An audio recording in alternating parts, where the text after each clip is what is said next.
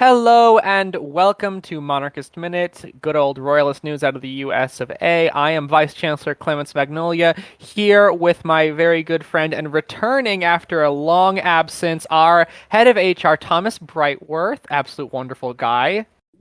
Thank you for having me back, Clements. Feels good. We have we have our regulars, our favorite philosopher studying man, Watercube is here. Hello, everybody. And of course, we also have our good boy Frederick. Yes, I am nothing special.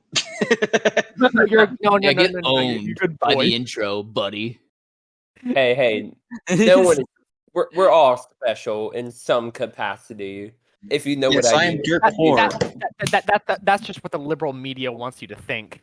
No, we are bourgeois ethos. It's the bourgeois media. We are all special. You see, the individualist collective wants to make us think we are all special, when in truth we are just subjects of the machine.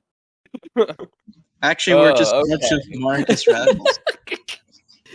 We're not radicals though. We're not. My insane in old terms of anti-fascist American left. politics, we're considered radicals because Everyone's a radical in American politics because we have an attention economy. Everyone tries to be more extreme than the next person, so people keep looking at them because people like being perceived. Base. of course. It's true. Yeah. Okay. No, anyway. Yeah, Clements. We're gonna start it off with pro-life, abortion issues. Why are we doing this? Well, because I went to Raleigh today. That's May the 18th, and we had our state march for life. Met some very wonderful people. Passed out some monarchist literature. I even technically got interviewed by a Christian radio group. Got my photo taken by the News and Observer, which is a newspaper. Well, it's a paper in Raleigh, who I actually quite like because they're a bit more impartial, and they talk about local statewide issues, which I think is important because I like to know what's going on in my state. Thank God. Yeah. Did you get the newspaper showing your? Well, no, they haven't printed it yet. They just took my photo. Oh. Who knows what they're gonna say there? Hear me out. Yeah. It can be really good or really bad, but there's no such thing as bad publicity. Here's the thing: That's what I heard. Yeah. if you get 3 newspapers, right, that's a scholarly source. That's a Wikipedia article in the waiting right there. Wikipedia article right there. Like, True. No. we mentioned at least once in a scholarly news source or whatever the hell We're already mentioned it once. Wait, Frederick, hold on. Clements is talking. We already have once. We just need 2 more. And I will say, sadly, I didn't really get to talk to him about monarchy, though. I was mostly just, I don't know, because I very often just talk with people, and I don't really think about what I'm talking to them about. I just like talking to people. Yeah, that's a good skill. Unfortunately, that is true for me. Yeah, because and then 2 minutes later, I'm like, oh crap, why didn't I say something about monarchy? Wait, you know what my version of that is? I'm in an argument. Whether I win or lose doesn't matter. An hour later, while I'm in the shower, I'll think of a better comeback, and I'll be like, "Crap! That's the great human aspect. If you don't do that, you're not human. Yeah, you are lower sentience. You honestly, it is. I'm sorry. It is an unforeseen reality. I can bet good money that St. Thomas Aquinas, after debating a Summa Theologica, would take a medieval bath and be thinking, "Why didn't I think of that during the argument?" I really want to see that as a really bad boomer comic strip. Okay, did you bring the flag? I'd like to see that. Did you bring the flag? I did. I brought our MOA flag, and I had some people come over. I even I met one man who was there, and he came up to me and he walked by me. He says, I've been a monarchist for about 10 years now, but I've been trying to keep it secret. I don't know how people are going to react. You're doing a great job, thank you. And I'm like, bless you, sir. And he was a crypto monarchist, and he actually had his wife come up and talk to me about the flag first, though. Yeah. Okay. So you had the experience that most leftists have of the fellow traveler, to steal their term. No, hear me out. If this could have been really funny, if it was like Captain America style, where he went behind you, whisper in your ear, "Ave Imperator," and then walked away. Okay, I'm sorry. I would call that person cringe and plimbo and walk away No, from them. I'd be that running was- in the opposite direction. I'm like, get away from me. What? Why are you whispering in my ear, man? To be fair, if they would have said that, I would have either said two things, because I learned how to be quick on my feet. Thank Discord moderating for that, learning how to come back people. I would have said Ave Christus Rex or Ave Roma. But to be fair, in all honesty, I would have gone up to Eric or Clemens and done that as a joke. I would have been like Ave Imperator, and he would have been like, "What?" And he would have saw me. It would have been great. Well, no, I know. What I would have said both like know what we're looking hashtag monarchy now. Bruh, But no. that's worse than no. Ave Imperator, That is- dude. I'm so I'm sorry. sorry, That's that's just so much that's worse. garbage. That's Wait, garbage. I'm sorry, that like, I don't know. I'm I don't sorry. know. Saying hashtag in real life. I'm sorry. No, that's such a Like, boomer thing to do. No, that's not even I'm boomer. sorry. It's millennial. Like, what are you in your You're right, 40s? you're right. Struggling That's for a mortgage? millennial. Oh my God, Hey, you're we're right. trying to Millennial. appeal to the new generation. Yeah, that's not the No, new generation. That's the one that are struggling to get mortgages right now. They're in their 40s. Like If it was the good to be accursed back. millennial has damned us all to hell. I will say, it feels good to be back. I miss this. I miss the schizophrenic ranting of monarchists. Well, we haven't gotten that deep into it We yet. haven't even gotten that deep. You barely. I got my We potato haven't- books we here haven't on been stage. standing here for 10 All minutes. right. You have yet No, to. I would like to tell a story here, because the Washington D.C. March for Life, I was gonna go, but unfortunately I got Yeah, sick. I remember that. You got sick literally like 2 days before. It did, and it was terrible. One, I just flew back to Ohio from Christmas. Every time I go between these extreme temperature changes, I get sick. It happened when I got home too. But and again, not going to say my school. People eventually know. It's on my Instagram. I have a monarchist club at my school. It's not official yet, but we have 33 members as of now, and we're pretty much growing. And there's a new club organizer person, so I'm pretty sure we might have a good chance. Either way, a few of the members from my club went. One of them being the vice president of my monarchist club, otherwise the prime minister of my club. So what's the club called? That gives the name of my school. I'm not sure if I feel comfortable with that, but it's all right. Either way, the thing is, my prime minister, vice president, met the actual monarchist of America, Clemens. He was a nice guy. I liked him. It was. No, I didn't get his phone number though. Dang it. No, to be fair, I will say my club isn't solely for monarchists. It's built on 3 different aspects, but that's for another day to talk about, for another club event. Yes. Maybe we'll have like a separite episode for that. But Honestly, Yes. I'd love to see like Okay. a whole write down of like that whole club. That sounds extremely fascinating. No, I will. No, one, I have to make a constitution. I'm working on it. Either way, that's a whole thing. Once we become official, I'm gonna, one, post it on my account. 2, since I run the MOA Instagram, I'm gonna get permission to post it on there too. 3, if we do, I'm gonna be on this podcast more and more. I am definitely going to bring it up on here and make a whole episode about it. One, but that's not gonna be till next school year, unfortunately. yeah, I was also thinking about doing my own thing, but I'm not sure because I'm like dirt poor. Hey, it's all good. It's all good. When in doubt, college- just do it. When in When in doubt, doubt, do it. Yeah, the When culture it- of action What works. have we got to lose? Yeah, when like in doubt, say We'll Why have to not? pay. We'll have to pay rent. in this here's thing. my hey, here's the thing. As long as you're making money, right, and you're able to pay rent, do whatever the else you want to do in your extracurricular time. Do whatever the hell okay, you want to put your be will to. patient. Be careful with that. Some people think, "Can I murder as an extracurricular activity?" Hey, I'm kidding. Hey, I'm kidding. I'm kidding. hey, McKinley had it coming. Oh, wow! I didn't expect that. Yeah, Either way, like on my Hey, free time at we work. gained a lot. We gained a I'm like- lot from that, though. Like, Either I'm way, not that I'm not one condoning Italian- it, but that either one way, Italian to bring anarchy serious gave us national discussion- parks. Just saying. either way, to bring civil, rational discussion back to this episode, I will say, why would we and this want is a that? question I'm gonna pose to Clements, because you and I are both pro-life. The monarchists of America had their own March for Life in DC. Mhm. What Yeah. exactly is the main? A lot of people, especially, have come up to me and said, "Did y'all go to the March for Life, or did your organization go to the March for Life just to promote monarchy, or do y'all have as an organization, not as individuals, do y'all have as an organization a care for the defense of the unborn? Now, if I may ask, Clemens, why should a monarchist be pro-life, and what is our organization, as far as we know, going to do about pro-life issues like abortion, euthanasia, assisted suicide, etc. in America, including death penalty as well? Pro-life expands all of that. Yeah. Well, I think that as monarchists, of course, the one thing we care about is the life of the monarch, which, of course, the most simple thing is the life of our monarch. But not just that, the fact that life itself is the most important thing for any nation, because you need people. Right. And, of course, I know I'm giving just very simple stuff, but I just try not to completely overthink this stuff. And if you disagree with me, you know what? That's fine. You know, you can. It's we're allowed to disagree. Yeah.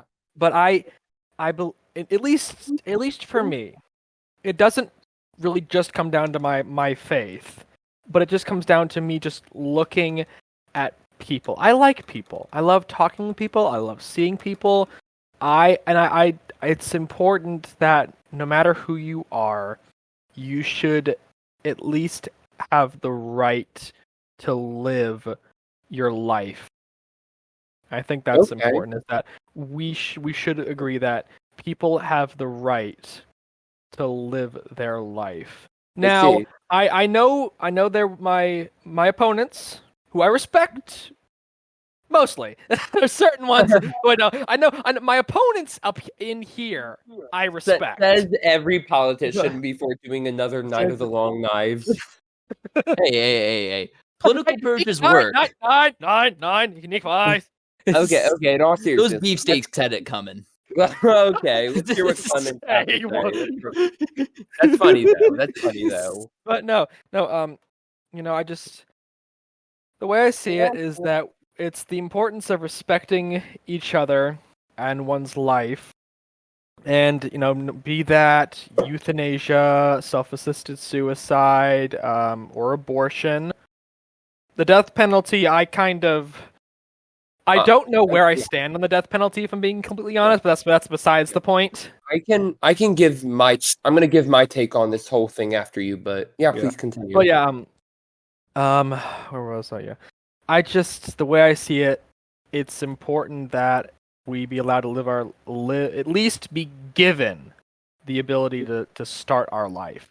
That's where I think is the most important thing. It's just given the ability to at least begin our life. Right. And I don't think that's something that we should take away from those. Right. Thank you, Clemens. Now, obviously, one, as human relations officer, I got to be pretty compassionate. I mean, I think we were talking about this before, like, we were discussing, like, the roles, and I think I made a joke, like, I think I was picked as HR because I'm the nicest out of all you people, and y'all were like, yeah, that's true. But either way, sorry if that wasn't funny, people. No, you're terrible. You're horrible. I'm terrible.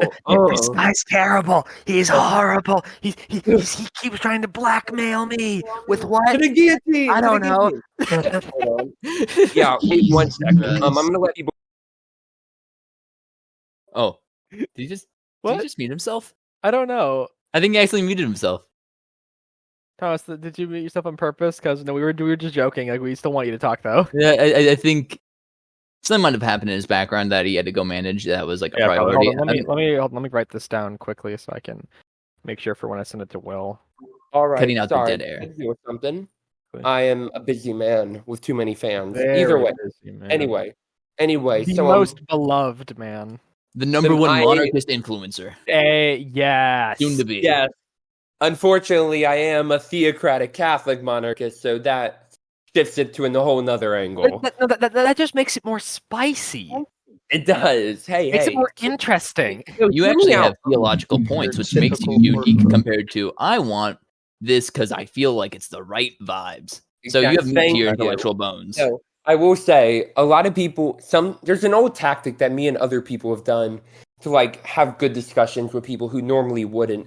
We were in somewhere public, we say something pretty extreme out of context. People turn their heads and say what, and then we just say, let me explain. I've been told this before, and I'll be told it again, definitely. where they say, okay, yeah, I don't agree with that, but it makes more sense. You're a moderate extremist, which I didn't know how to take. I'll take it. But either way, the reason one, I'm obviously pro-life. Before anything, I am a Catholic. But one, there are many reasons to be pro-life. If you are an atheist, the natural way to go to them to say, I do believe when it comes to different people, you have to go from different angles. If you have a very religious person who's actively pro-choice, you should go to their arguments with a religious view. If you're an atheist or a new atheist who believes in following the science and you're pro-choice, you discuss it through a scientific view. If you're a philosopher and you are pro-choice because of philosophy, you go at it from a philosophical point of view or metaphysical or whatever. Yeah, so basically, it's like churning a knob to like, yes, it's basic human empathy. That's what it is. Yeah. Yes, basically, a lot of people, when I told this to one very pro-abortion person, they said that's manipulation. I'm like, no, that's rhetoric. That's literally how you're supposed to give speeches and etc. But either way, since this is a monarchist podcast, I feel there should be a monarchical pro-life reason. And I think the best way I can come up with it, and it's one of the best defenses of monarchy from a two Catholics actually, is that monarchy as a government is based on the structure of the family. Like, I heard this one argument, it's been used so many times. If it doesn't work in the family, it won't work in the greater society, community, whatever. You can't have a democracy or even a representative democracy in a family. One, how are you going to get, are your kids going to like get someone to represent you to your parents, like your cousin? Well, one, let's be honest, it's ludicrous. Two, if you have a democracy in the family, the kids will outdo you. Basically maybe I'm thinking of bad examples. Point is, if it doesn't work in the family, it won't work in the society. That is one reason I support monarchy. It's one of the best defenses that monarchy is based off the family. This is argued in Sir Robert Filmer's Patriarcha, or what's it called? The Natural Right of Kings, I think. He argues that it's based off the family. Now, I think... Oh, sorry, Watercube, I'm almost done, I promise. Sorry if I ramble. Yeah, sorry, continue. Basically, when it comes to monarchy and the family, and again, I'm giving a traditional view here. You can think of many other reasons to be a monarchist. This is one of mine. If you are the king, if monarchy is based off the family, then what good is it to kill the child? Family, again, I believe family is ordained by God to represent the love of the Trinity. It's supposed to be the most human, perfect comparison. What happens if you kill that? I'm explaining it terribly, but if you kill that child, no, you're doing good. It all shatters apart. Like, imagine if God the Father or God the Son killed the Holy Spirit. That would be one, that it's impossible. He's God, but just consider it for a moment. Now imagine if a mother or father decided agreeably to kill a child. But now think if the mother and the father, king and the queen decided to kill the only heir. That is the thing, because every time, for example, an heir is killed or dies very young before the point of kingship, or the heir dies when he is ruling and he doesn't have an heir either. There have been dynasties that have fallen simply because they could not produce an heir, male or female. That is my main concern, is this idea of we have a right to kill our child goes against the monarchical structure, because that can be very much related to a king has a right to kill his heir, where a queen has a right to kill her heir, when traditionally the queen's, again, it's more metaphysical than this, it's going to sound offensive, the queen's main goal was to produce an heir and raise him in the monarchical traditional values. Imagine if you kill that heir. That creates so much instability for the monarchical nation. And basically that's one monarchical reason. I'll have to write something about it another day. It wasn't a good explanation, but something to make people think about. One thing I'd like to add, or will say, is that I feel as if like your approach feels valid, but also you're kind of ignoring non-nuclear family structures, like when you're talking about representative democracy or democracy not working in the family, where a lot of human history, a lot of children were raised in common. It's not a argument for those things, but I don't think you're factoring in all familial systems. It's sure. Also, the family structure is kind of like a monarchy. Like the head of the household is the monarch. Exactly. That's one reason. However, sorry. Watercube, if I may, you are correct in that the nuclear family is, and again, nuclear family was a product of the 1950s. However, as far as I know, and again, maybe I am wrong, there are exceptions. Exceptions don't make the rule, you know that. Yeah. Most of the time, you're right. It wasn't just the mother and father, but it was their parents as well as their brothers, etc., etc. It was the whole family as one. It was the whole family as one. They were all related in some capacity. For example, like one person argued to me that the nuclear family wasn't a traditional, it was 1950s, and that it was actually all the family members, whether through marriage, blood, contract, whatever, lived together. I don't see how that necessarily goes against it, considering that even then they had a head of the household. For them, the oldest male, because being old did indicate wisdom through experience as well as study. Like, I think Socrates actually that's the whole reason Plato's Republic starts. Socrates gets invited and they talk about the wisdom of old age. But I don't think that necessarily debunks it. I think you would agree on that.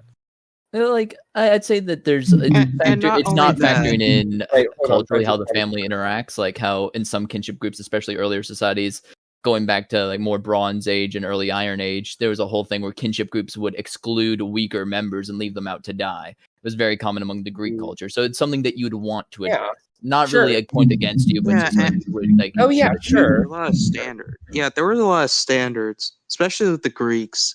Like, if you didn't have a muscular body, then you know, this and that. Like, the same certain body parts too that I'm sure we're not going to mention here.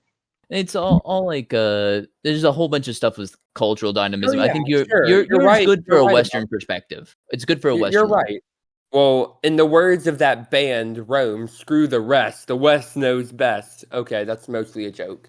Either way, I do see what you mean. However, I mean, I think that we're both right in here. The fact that it is a West, that Watercube is correct, that it is a Western perspective, but of course it is the West, and so for us that perspective is the most accurate towards us in our current culture. Now, whether or not we agree with that is something I don't really think is. I think it's not worth touching on right now. Yeah, it's not. It's besides the point in quotation. No, and to be fair, I will say a lot of people. I will say, and I know you didn't mean to do this, Watercube. I'm not accusing you of it. A lot of people, especially leftists, will say, like when you bring up these traditional values, even if they were before the Industrial Revolution, etc., they'll say that's Western propaganda. I've heard it many times. That's genetic fallacy. No.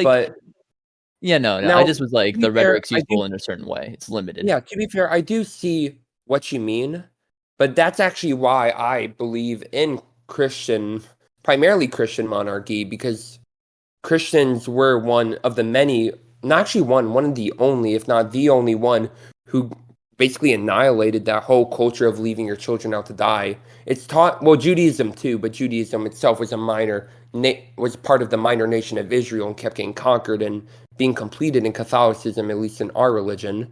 It expanded. So I do think, however, you are right, and that was pretty predominant in Mesopotamia. But then again, this is where it comes down to which family structure is the most beneficial for humanity. And that's where I argue that religion is fundamental to human experience. Your family's always going to be religious in some way. Your family, that's a whole nother thing. So I'm not going to get on that. So sorry if I went on a rant here. No, you're fine. You're fine. And also, it brought more context to your point on why you made those points. That's what I was just trying to figure out. Oh yeah, I appreciate it. Don't worry. Either way, there was another thing that came up. Now that we got the pro-life march, we talked about that a good bit. There was one other thing that's come up recently. I think there were 31 indictments. I don't know how many there are. The Trump trials. That is, forgive me if I'm wrong, it's going just a bit, maybe even a lot overboard with how much you're trying to try him. Don't get me wrong, I'm not a fan of Trump. I don't like that I have to choose between Malak and Ball every single election. However, even liberals who hate Trump, like for example, Sam Harris of The New Atheist, said what the Democrats are doing to him is a ploy, it's a plot, but he said it's necessary for the protection of democracy and it's okay to lie about it. Do y'all think the Trump trials, for example, every single one, whether it was political about insurrection, hush money, any of this, do y'all see this as uniquely Republican, or do y'all see this as? Sorry. What do y'all view of this? What is the first thing you think of? I view this as pretty much Republican or elitism, or in Republican meaning non-monarchy, bureaucratic elitism, all battling for power through money. What do y'all think of it? I think, okay, one, Trump as an individual, being like, a former land developer, having mafia associations and all that, probably committed a lot of crimes, so it's easy to pin stuff onto him. He's like a pin the tail on a donkey sort of thing with this sort of stuff. And so the indictments are believable, but the state is also flexing its power because Trump showed weakness with the nation state. January 6th was a direct attack on the nation state, not on democratic institutions or anything like that, but on the nation state and its own authority, and how a lot of the Republican governors follow Trump, like the nation state as a threat. And January 6th proven that the people are fallible to, this kind of shit. Mob rule. Now, if I may ask Watercube, again, I know definition, but just for our viewers, you seem to know this very well. What do you mean by nation state? Can you define that for us? Okay, my brain's now like breaking as soon as you asked me to define that. Oh yeah, but I mean, all the time. Where there's state institutions that build up a national identity that people are able to attach themselves to. Sometimes it's a cultural identity, sometimes it's certain ideals, but that's what ties the bureaucratic institutions together. Like most modern states are nation states. Yeah. Now, I will say there are, again, people will often falsely equivocate nation and state. That is not entirely true. Nation is about identity, whether it's through religion, race, whatever, culture, whatever. State is, again, a political, governmental structure based on land mass, as well as, again, political structure, economy, whatever. As far as I know, there are nationless states. The Kurds are one of them. Well, yeah. Well, you mean stateless nations? Oh, stateless nations. My bad. Yeah, it's easy to get them mixed up. No, but either way, I think again, I don't believe in revolution for barely anything. I study, again, St. Paul says, be submitted to the governing authorities. He didn't just mean your bishops, because keep in mind they were under pagan Rome and being killed. They believe in submitting to the government. They don't believe in following unjust laws. And by unjust laws, they usually mean laws that force you to commit sin. But, for example, Jesus said, give to Caesar what belongs to Caesar, give God what belongs to God, means pretty much you owe your government what it is due. And your government is due a good bit of obedience. Like, I have to pay taxes, even if I think they're unfair, if I think they're too high, whatever. That is in their jurisdictions. That is an unfair law, but it is not an unjust law. And I would say I don't believe in revolution, insurrection, whatever. I don't think a monarchist can support revolution or insurrection. Like, and again, that's a whole nother thing. But either way, as a Catholic, I follow what the Catholic Church has said about revolution and insurrection. And this is where sorry, Frederick, 1 second. I'm almost done, I promise. I know I'm talking a lot. I'm sorry. It's okay to yap. I love yapping, favorite thing. Either way, there was one case where the church has ever supported tyrannicide, where the church has officially ever supported the killing of a tyrant for the sake of the community. And this was very much a world community. And that was in World War II when the Pope himself planned 3 assassination attempts on Hitler that failed. Nowhere else that I could find has the Pope planned tyrannicide or strictly tried to legislate it, if you know what I mean. And the church has never once condemned revolutions, I think the church even condemned the Guy Fawkes revolution too at some point. But either way, that's a whole thing. I don't believe in revolution. I can love Trump, I can hate Trump. There's some monarchists who believe Trump should be a monarch in his dynasty. I don't take that. But I don't think insurrection is right. What's right is right, even if I don't like it. What's wrong is wrong, even if I do like it. Yeah. Well, if you take a look at the Balkans, for example, Romania, after its War of Independence, declared itself a monarchy. Well, like that happens, but it's like, Yeah, it doesn't make it right though. That's where Well, the that end. was and yeah, that was also due from pressures from other countries as well. yeah, like Very there's often, and now if you want a good example, I would say Norway is actually a good example though, because the Norwegians, to become King Haakon, he actually wanted a referendum first before he even took the crown. They had a referendum; it was all legal, and the Norwegian people voted overwhelmingly for the monarchy. Now that's an example right there of a people actually deciding that they wanted to put the monarchy in place. Exactly. Yeah. reform Oh, tends to work better for than revolution, even though a lot of the leftists like that. Frederick, you sound like you're in a wind tunnel, my friend.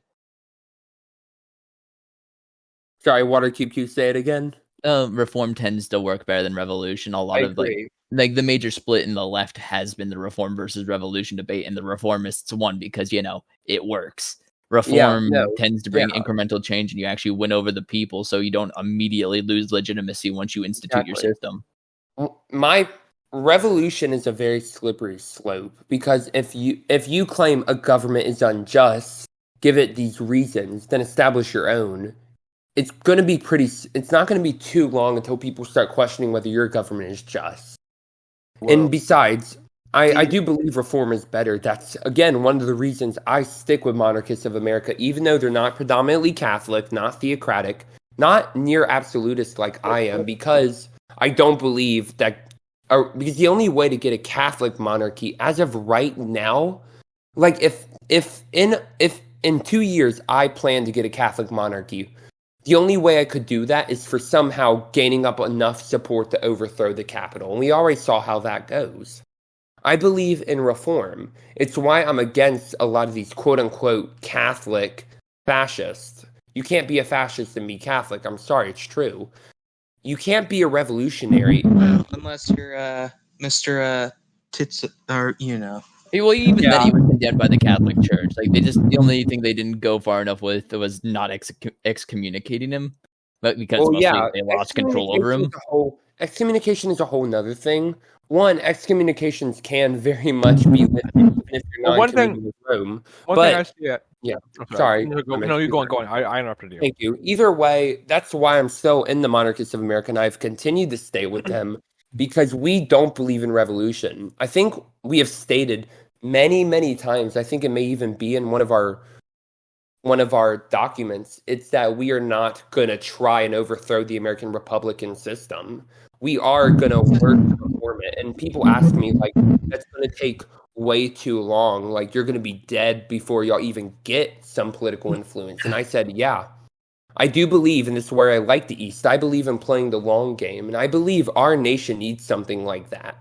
Americans, and predominantly the West, because we were the first to industrialize, we do have this mindset of we want it quick, we want it with ease, and we want it good quality.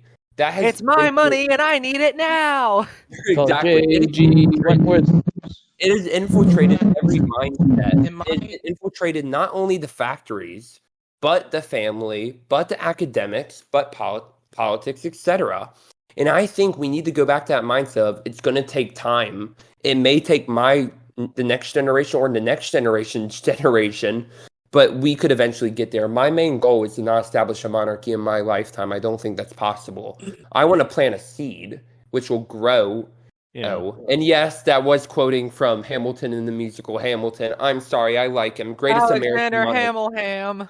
He's the greatest American monarch. I like Hamilton, but I hated the play though. Well, actually, okay, the musical was so good. I didn't hate it. I don't know. I just did not enjoy it. I had my older brother was a drama kid. I got overexposed to it. I can't get into it. No, if it makes you feel better, I was drama kid, so I fell in love with it. However, that explains a lot. I do. Okay, I was a drama kid too, but all my friends were also drama kids, and they listened to it way too much, and so I'm in the same boat that Watercube is. No, hear me out. So much is adding up about you guys. Any theater kids watching this, I have a meme you should make. Average Hamilton fan, average Natasha Pierre and the Great Comet of 1812 enjoyer. Okay, actually, yeah. But so one thing I wanted to say though was the fact that you cannot be a fascist and a monarchist at the same time. I mean, Lavender has a whole video on this, which of course, Lavender is great. We've had him on before. He is a great intellectual, and I think he knows exactly what he's talking about. And he made a whole video on this. And I think if anyone was watching, you should go and watch his video on why a monarchist cannot be a fascist, because the two ideologies are completely incompatible. Fascism is an inherently revolutionary ideology. Monarchy is an inherently anti-revolutionary ideology, and that's just the basics. I'm not even going into bigger details. That's just the simple basics. It is, and the worst song, social democracy is incompatible with monarchism. Why did I make that reference? That Comintern reference. The problem with fascism is its appeal in times of distress.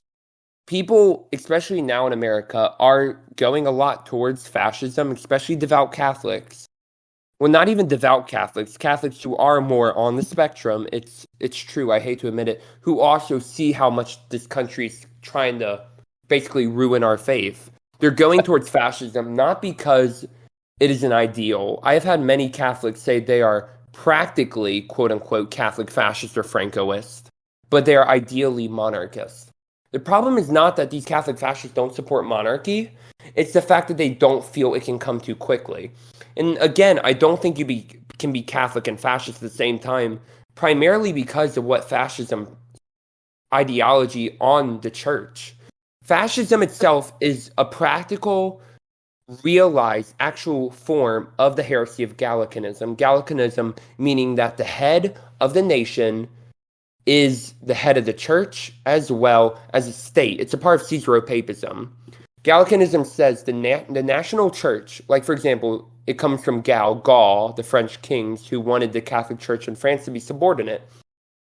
They believe that the king, the priests, and the clergy should be ultimately submitted to the French king over the Pope and over anyone. This is what fascism basically teaches, just without the king and without the French influence. They believe that all within the state, none without. The church submits to the state. To directly quote Mussolini. Yes, thank you. Yes, I forgot to say that. The church submits to the state. The clergy submit. The lay people submit. The politicians submit. The parties submit, if they even let parties. That is, it's just flat out heresy right there. It is, and that is where And you don't have to be a Catholic, an Orthodox, or a Protestant to see that. You don't. One, again, this is why I am Catholic, because unlike, I love the Holy Roman Empire. I love what it could have been, but it didn't. One, because either way, it fell into Gallicanism. The Holy Roman Emperor claimed that he had more authority than the Pope. And Dante's Monarchia, which claimed the Holy Roman Emperor and the Pope were both equals, one temporal, one spiritual, was pretty much put on the banned book list till 1888. The problem with this, and again, it's my main problem with fascism, which I didn't even think we'd be getting to fascism today, but good conversation nonetheless. Oh, I can get way into fascism. We're not doing that. No, we're not doing that, please. I don't want to get into that, please. I need to talk about the psychological aspect here, on how it also appeals just purely aesthetically. So, it does. I would love that. Let's not. No, fun fact, a lot of the Nazi rallies were copied and mimicked and distorted versions of Lourdes celebration, Our Lady of Lourdes celebrations, and Catholic ceremonies, etc. They were distortions of it. Either way, fascism, the reason I'm Catholic and I'm not Gallican, or I'm not purely a Holy Roman Emperor, the Emperor is the head of the church, etc., or any of that. I'm not even Anglican because of it, even though I do like Anglo-Catholics very much, is because none of these kings, none of these empires, no secular leader or temporal leader was promised that they would never fail in the faith. And that's why I'm Catholic, because, again, y'all can disagree with me. I truly believe the church, the Gospels, everything teaches that the Bishop of Rome will not fail or defect from the faith. That's why I do believe that kings should, again, disagree, this is not the whole point. I do believe that kings should not take the faith into their own hands, because even if you don't believe that the Pope is not going to defect, do you honestly think that a king will do it better? I'm not saying the Pope won't defect. I'm just saying my problem is, and even with Protestants listening or Eastern Orthodox, I think we can all agree that if the king took faith out of the hands of the clergy and put it on himself, is never ended, nor will it ever end well. Oh, absolutely. I 100% agree with you on that. 100%. Yeah, There's a and reason why liberalism innovated separation between church and state when it comes down to that stuff as well. Because Well- again, if someone else becomes head of the faith and they want to use the faith purely for their own political power, they're gonna do it. It's a lever of the state at that point. To be fair, I don't believe in complete separation of church and state. I take the two swords doctrine proclaimed by Pelagius I, Pope Pelagius I, which said, you have a lot of authority over what you do, and we don't stop you. However, when it comes down to it, the temporal sword submits to the spiritual sword, in that the Pope is the supreme head. Again, this is a long story, but basically, I don't believe the state should be purely separated from the church, but the state does have actually a lot of power in of itself. This has always been the case. So people who say church and state has to be separated or else one completely takes over, they clearly don't know a lot of history. Yeah, no, I just was more making the argument on why liberalism would innovate that. Like, Oh yeah, exactly. There's a I mean, reason for the innovation. One thing I always say, and if you disagree with me, okay, that's fine, but I'm just gonna say it anyways. The founding fathers, when they put in the idea of separation of church and state, it was not the separation of the church from the state. It was hold on, no, I said that wrong. I said that wrong. Hold on. It was put in place to separate, not hold on.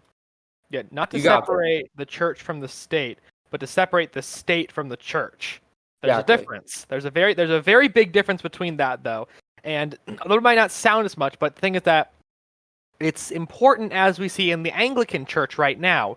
Whereas you said not the temporal. What's the other one? The spiritual. Oh wait, no. Which one's temporal? Temporal is man, right? Temporal means material. Temporal. Okay, yeah. So the temporal, aka Parliament. It's not even the king or the queen at this point. It was just Parliament influencing the spiritual, the church. Right. And that is where the problem comes down, is the fact that the temporal cannot. And I'm saying this as a Southern Baptist. I'm a Southern Baptist. We're low church is all you can get out. I'm evangelical. But even I have realized that you cannot have the temporal affecting the spiritual. And I think that's one of the more positives to the... Now, you can disagree with me all you want. I completely understand, and I've heard very good arguments for this, and I do kind of agree with some of them, honestly, that the more low church, and dare I even say it, even some of the non-denominationals, even though I have my qualms with them, are right in this one department where the more... I don't want to say decentralized, because it's not even just the fact of being decentralized. Well, okay. It's just the fact of... I think what you mean is let the congregations more be with themselves and not just fully... Do you mean just like as a Presbyterian view where congregations deal with themselves, they're more autonomous? Yeah, I would say, I guess sort of in more of a simple decentralized system, not exceedingly decentralized, because I'm going to be honest, I'm a bit more high churchy when it comes to that stuff, personally. But, yeah. Like, I one thing I wish is that the president of the Southern Baptist Convention, yeah, I know, we have a president, I don't like it either, but it is what it is. It's like a fancy club. Honestly, but I really wish that the Southern Baptist Convention would be more like put their fist down, pound the table, say, in the name of the Lord God and Jesus Christ, you cannot do this. Yeah, that's why. I mean, the one good thing we have is that we are at least pretty good at expelling heretics. And when I say that, I mean like unironic heretics. Those. You know what y'all are also good at? Y'all have really good music. I'll admit that. I don't believe in y'all's music for my liturgy or Catholic liturgy, but around a campfire, I'll happily sing old. I mean, without Baptist music, we wouldn't have IWW music, and that's all I'm saying. No, I like our more traditional hymnal music. If I'm being honest, I don't like. When I'm driving to work in my car, I like listening to just our like more not worshipy Christian music, like the one you're talking about, like the campfire. One. But when I'm in church, and this is something that I really like that my church is actually doing, we are more when it comes down, we usually focus more on actual hymnals.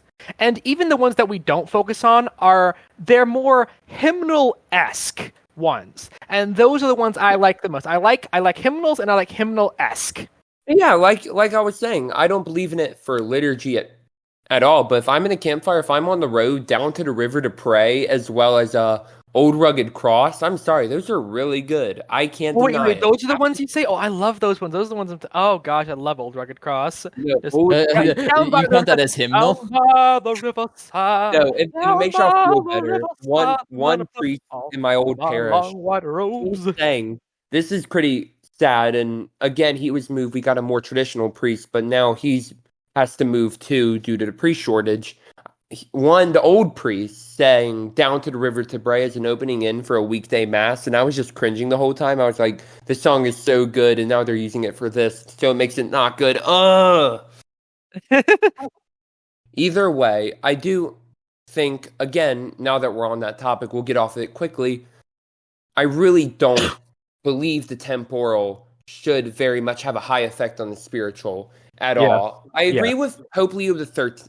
I think it's Pope Leo the 13th, actually. He said, the church without the state is like a soul without a body, and the state without the church is like a body without a soul. The soul should always influence. We're talking the rational soul here, not the animal souls or the vegetative souls. I'm sorry, I'm a Thomistic. I'm sorry. But either way,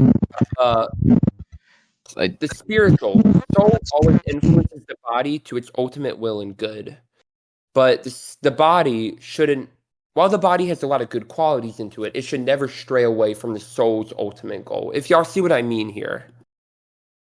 I get where you're coming from. Yeah, no, I get it. Yeah. So yeah, again, one thing, I'm just going to say quickly, the one thing I do like about the Anglican Church is I do actually quite like the defender of the faith aspect. You mean the one that we gave them? I'm kidding. Sorry. Low blow.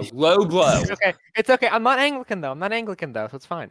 But but no, I mean, listen, there's a whole lot of Catholic aspects I really like and I think are really good. And I mean, we split from the Catholic Church. I admit we split from the Catholic Church. Okay. Baptists split from Episcopalians, which split from the Anglicans. Yeah. Which split from the Catholic Church and so on. No, don't you know the Baptists emerged after being a secret church for a couple thousand years? Yeah. So true. So true. Don't you understand? Don't you understand that Saint Paul wrote a secret letter to the Baptist faith, and that we eventually found later on when we came to America? No. I love this one meme. There's two memes about it. Someone I think made a whole storyline about it as a joke. Before his capture and subsequent trial by Constantine and his Catholic henchmen, the last devout Baptist, Pastor Jim, buries the King James Bible in North America, hoping that true Christian will reclaim it and rediscover. Oh gosh, yeah, that's. But there's another one. There's another part. Yeah, where it says, I thought another one was. Oh yes, I got. Oh, I gotta say it, please. I'm an actor. I got to. Pastor Jim is at the trial. After they announce him guilty, Pastor John announces his famous last words forever written on the hearts of man. It's John the Baptist, not John the Catholic. I'm dying inside. So true. No, I love those memes. It's actually Catholics who make those memes, but it is funny. They're funny. I like those. Yeah. Catholics have a sense of humor. It's because they're Italians and Irishmen. Thank you. No, it is quite funny. I believe what G.K. Chesterton said, because a lot of Catholics there's cynical Catholics who believe more memento mori, humor doesn't help. That you can take that. There are many different styles you can have in Catholicism, if you can even call it that. You can have the Lord make me an instrument of your peace, or you can have the best way to argue with a blasphemer is to stick your sword up his bowels. Either way, there is one quote that I follow by G.K. Chesterton. I prefer. Oh yeah, you said that first. I'll say what my thing. G.K. Chesterton said, "The sign of a good religion is if you can joke about it." And Catholics can joke about themselves pretty well. We joke about Protestants too, and schismatics and everyone, but we can make fun of ourselves. We can joke pretty good with ourselves too. I mean, it just depends on like the flavor. Yeah, it depends. Also depends on who's saying the joke. Because usually, if it's a Baptist saying the joke, we'll find it funny. Like I will say one thing is that you will never find a poorly fed Baptist. It is Womp, true. womp, Not womp. Oh, It's not possible Dude, to find a dude. poorly fed Baptist. My- Looking at extended- Southern obesity epidemic, thinking. No. It's not even that. It's just the fact that literally you go to a Baptist church, basically almost once a month they will have at least some sort of potluck. Oh, they're doing You the know- Battean accursed chair, no, the potluck. No, we have stop something it. like Stop that. it. We No. used to have fish fries. I will say, my extended family's Baptist.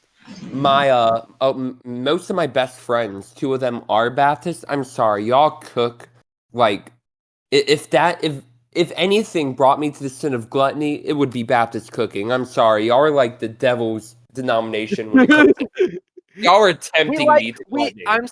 I'm sorry. We just like our food. No, wait, this is gonna be a pure joke. I don't mean it. Is y'all's theology and preaching so terrible that y'all have to invite people to your church for food? I'm kidding. Hey, I'm that's how you kidding. sucker them in. That's how the It's cult very- get you too. Yeah. We all know Jim Jones had very good homemade Kool-Aid, and that's why people first started coming to his services. No, I have like the actual example, which is a weird, interesting one. The 12 Tribes cult, which are like Messianic Jews, they run like a Yeah. sub shop all across Oh, Appalachia, I and that's know how what they you lure mean. people. Oh wow! I will say, food. People This seem is why the Jehovah's Witnesses will never be as popular as they want to be. because they don't have good food. They don't. All their food tastes like crap. No. Yeah, it's No. because they're Jehovah's Witnesses. They follow something called the Watchtower Society. They sound like bad guy goons from like a supervillain show. Like, come on, Ricky, Watchtower never thought of Society. that.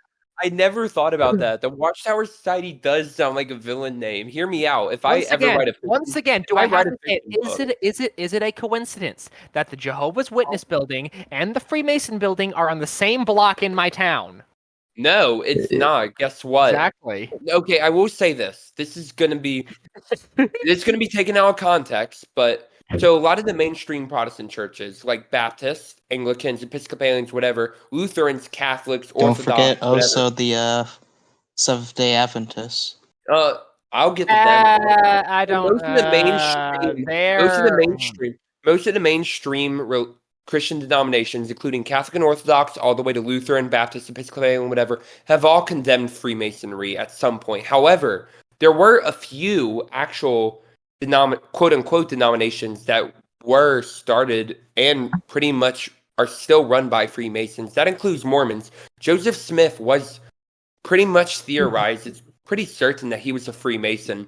There were reports that when he was about to be murdered by a lot of people whose wives he took. by the good Christian mob. No, yes, he started. No, not just by the good Christian mom, but by people whose wives went to him and he took to marry. He started throwing up Freemasonic signs because he knew some of them. But then they killed him anyway because they just were too pissed at him. Go Jehovah's gadget Witnesses- Rosicrucianism. Like, Jehovah's here's the thing Witnesses- Like, I here's the think thing about the Rosicrucians is like they're okay, like all the stuff with masonry, all the hype about it. They're just like bored Rosicrucians. Let them go do their own weird alchemical stuff in the corner. Okay, that is a whole nother thing. Freemasons, if you study it, are pretty much responsible for the fall of monarchy as well as Catholicism. Yeah, no, they were the soldiers of enlightenment. What do you expect? Oh no, these soldiers of enlightenment went and did enlightenment stuff. Well, yeah, you mean the Literally fall? literally almost every single secret society has been modeled off of the Freemasons. Yeah, Yeah, because they work. Yeah, Exactly, yeah. We'll say, hey, if we want to bring back monarchy, we got to get rid of Enlightenment philosophy. And you know a quick way to do that? Get rid of the Mason. Stop Freemasonry. Well, here's the thing: masonry's already dead in the water because Rosicrucianism fell out of the circles. Like now, you have the Crowleyites, the LaVeyites, you also have the Wiccans, all those groups that people would turn to join. It's also due to the fact that it's also kind of an aging out institution, like the Rotary Club. Like, I remember we talked about the Rotary Club. It's basically like the Rotary Club. It's an aging out institution. I'm sorry, I do disagree. I stand with the Shriners, and I'll kill you for slandering them. No, to be fair, the Catholic Church has even took some of these very, very big and sometimes scandalous Freemason stories about them, literally unironically worshiping Satan in public. The Catholic Church was actually part of the ones that debunked that. When there was like Morgan the Foe, etc., the Catholic Church like questioned them and they said, yeah, we did it for fun. But Freemasons, again, maybe this is just because I'm Catholic, forgive me if I have a bias. Whoa, bias. No, let's be honest. Every human has a bias. It's the wise ones who admit it. We are all eating from the trash can of ideology. And God bless that trash can. No. I one of my Baptist friends said this. Hold on, I gotta say one thing. There's one thing I'll say is the fact that the smart people are the ones who admit they're stupid. No, that's just a modern version of Socrates' quote.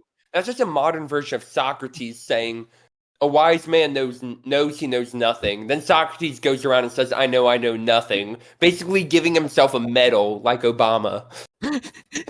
I love Obama giving himself the medal. God bless him. He's a true sovereign. Saint John the Apostle writing himself as the disciple whom Jesus loved, or Moses writing in the Torah. Now Moses was a great man or a virtuous man, more great and more virtuous than anyone on the face of the earth. Just putting Moses meddling himself. Hey, sometimes you gotta be your own hype man, okay? Like future Jews are gonna read that and he wanted to be a role model, so he had to hype himself up. No, Moses did, and I'll say this: Moses did shoot himself a lot in the foot too, as we would put it, but indicating that he was human. It is true. Moses talked about. In the Bible, you always see Moses complaining about, no, please not me. I do this, until God's like, fine, we'll get your brother to do it and help you. So Caesar refusing the crown. Yeah, Caesar refusing the crown. That is actually quite interesting. That's a whole nother topic for another time. On the Roman that one's just he didn't want to be a pure No, monarcho. he didn't want to be a monarchist. He didn't want to be a monarchist because that would have gotten him killed. It was legally allowed to anyone who tried to make himself king. You could just bash in their skull with rocks. Yes, you know why? That's literally what the senators said when they were killing, why they killed him. When Romans who loved him were questioning why they killed him, they said he was going to make himself king. And then Mark Antony, and again. A lot of Shakespeare was decently accurate in the history, not so much the speeches. But they wanted to kill Julius Caesar, and they claimed he was doing it because he was going to be a tyrant or a king. They really didn't see a difference in Rome. But no, they did see a difference, because that's also why they tolerated Sulla and Marius as well. He was just going to be another Sulla.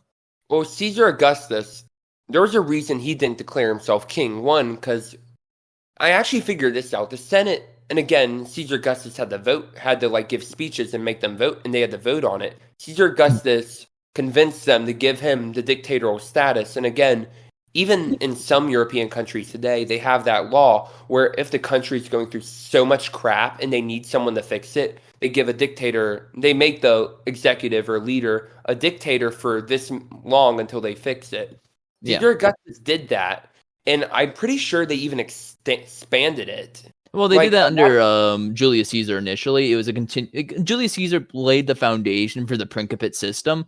Augustus really took full advantage of it, along with the subversion of the Senate with mostly Caesarian loyalists and so on. The Senate, the thing is, the Roman people did like Caesar Augustus. People seem to think that all dictators are tyrants. It's not true. Dictator, as far as I know, means absolute leader of a republic. It's absolute monarchy and absolute dictator are pretty much similar in structure. I argue, and I'm going to argue eventually, that they are different. However, yes, Caesar Augustus was, as a lot of historians have called him, even my English Orthodox Russian professors called him, a benevolent dictator, and that he used his dictatorial powers to, 1, expand Rome's army, 2, to better the infrastructure, 3, just make Roman citizens' lives better. He did all of that. Oh yeah, sorry. Sorry. No, you first. And not only that. I was gonna say, when it comes down to the Julio-Claudian dynasty, most of the leaders were good, notwithstanding Caligula and Nero. But it's weird how people always. Caligula was at least good for the first part of his reign, though. Yeah, he was normal pilled for a bit, and then he took his whimsy paste. But Caligula, people forget that Caligula was pretty liked, and he was pretty good for a bit until all that crap happened. Yeah, until he lost his mind. Until he bonked his head a little too hard. Same with King Henry VIII, but either way. But it was basically, for that period, the Principate system. It was still a republic, and then with the Severan dynasty rising up after I don't remember when Septimius Severus took power, but that was the death of the Principate, where Rome basically became a military dictatorship, like a true one. Like while technically Augustus, big quotes around this, was a constitutional dictator. Well, yeah, constitutional dictator. As far as I know, with that definition, it means you are limited by constitution. However, I think in the Roman, what they had for a constitution about a dictator, I think as far as I know, it only mentioned like the term limit. You can be a dictator. Yeah. And I think in the other rule is that if you fix it by a good quicker than expected, then the Senate can vote to take it away from you. That's as far as I know. But either way, there wasn't a lot of limits to the dictator except for that, and that's still a pretty powerful limit. Yeah. My main thing is even Alex O'Connor, a famous atheist majored in philosophy and theology, getting his PhD, has said it himself. People like Christopher Hitchens will say God is a cosmic tyrant and dictator, but Alex O'Connor, who used to be a big fan, questions him and says, what is exactly wrong with a dictator? Alex O'Connor doesn't believe in dictatorship, but he said it's not the dictatorship that's the problem, it's the people who are flawed. Now, again, this is why I believe for monarchs in some kind of constitution, as I want to call it, a dogmatic constitution, where the laws can't change, they can only be developed, and it can be in one direction. Again, it's a whole process I'm working on. Either way, I hate it when you say dictator, and again, this is a lot of our Western mindset. When you say dictator, you automatically think tyrant when they're not mutually exclusive. Yeah, we got Ataturk. Lee Kuan Yew could be considered a dictator in a way, even though there was. I would say he was. I mean, yeah, I could see him as a dictator, as more of an authoritarian. But he was able to maintain the levers of power without being contested in a meaningful way. Yeah. Yeah. I guess you could make like a democratic autocrat, I guess. Yeah, and then FDR, the beloved. FDR and Abraham Lincoln were authoritarians. One, people still debate today whether FDR went against in Congress went against the Constitution. Abraham Lincoln, I think he even admitted he went against the Constitution. He got rid of habeas corpus, I believe. Yeah, he suspended habeas corpus. He said, I did, and I would do it again to preserve the Union. He did all that to keep the Union together. Say what you want about authoritarianism. I don't think using dictatorship as a structure in of itself, and again, I am a near absolutist. However, and this is for all Republicans or people leaning democratically who want to fight against absolutists and authoritarians like myself, I'm going to give you some ammo here. Don't attack dictatorship in itself. Don't attack the morality of dictatorship because it's not going to work. We can outdo you in how dictatorship is proficient. What am I trying to say here? Basically, don't be a moralist. Well, not exactly a moralist. I'm trying to think of what to say here. That's what I would say. A lot of the modern attacks on dictatorships, are based off of false ideas. Don't attack dictatorship as itself. Attack the people who are doing it. This is the opposite I say for other things. I usually believe in attacking the government structure in of itself instead of the people. However, if you were going to attack the dictatorship, again, don't just attack the people and claim it's bad because of them. Attack that it makes it easier for them to be corrupt. The best argument you can give against any government is the one we monarchists use against Democrats or Republicans, and the ones they use against us, is attacking how this government system easily leads to corruption. Not that there can be good or bad. I hate it when people say, like, look at all these monarchs in history. Like, this one was bad, King Henry VIII, or bloody, quote-unquote, Bloody Mary, who wasn't as bloody as Queen Elizabeth I or King Henry VIII, fun fact. This is the last thing I'll say, and it's been an hour, so I think we're about to close off soon. If you want to attack monarchy, don't do it by just individual monarchs or dynasties, because for every bad monarch you give, we can give a good monarch. You can do the same with a president. Attack the government structure, attack the philosophies behind it, and say that even though there are good monarchs, having a monarchy will more easily lead to corruption than a republic or a democracy. And then you can actually start making some points. I believe in getting the best arguments and taking them from there. You should never go against an easier to rebuke argument. It's not as successful. Or you can just go my route, which is argue that corruption is good.